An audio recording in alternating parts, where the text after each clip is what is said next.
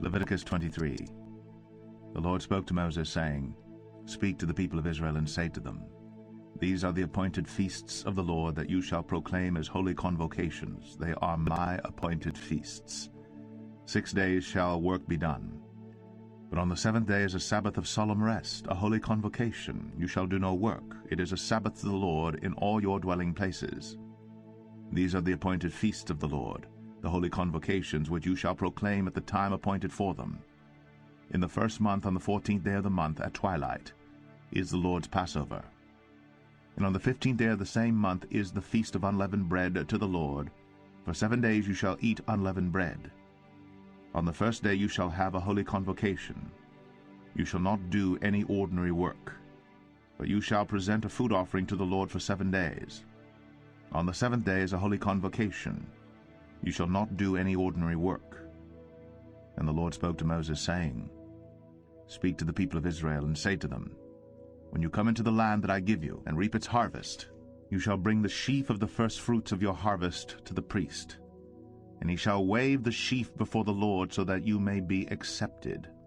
On the day after the Sabbath the priest shall wave it. And on the day when you wave the sheaf you shall offer a male lamb 1 year old without blemish as a burnt offering to the Lord. And the grain offering with it shall be 2/10 of an ephah of fine flour mixed with oil, a food offering to the Lord with a pleasing aroma. And the drink offering with it shall be of wine, 1/4 of a hin.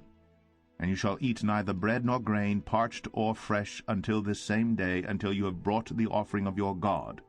It is a statute forever throughout your generations, in all your dwellings. You shall count 7 full weeks from the day after the Sabbath, from the day that you brought the sheaf of the wave offering. You shall count 50 days to the day after the 7th Sabbath. Then you shall present a grain offering of new grain to the Lord. You shall bring from your dwelling places 2 loaves of bread to be waved, made of 2/10 of an ephah. They shall be of fine flour, and they shall be baked with leaven as firstfruits to the Lord. And you shall present with the bread 7 lambs 1 year old without blemish, and 1 bull from the herd, and 2 rams. They shall be a burnt offering to the Lord, with their grain offering and their drink offerings, a food offering with a pleasing aroma to the Lord. And you shall offer 1 male goat for a sin offering, and 2 male lambs 1 year old as a sacrifice of peace offerings.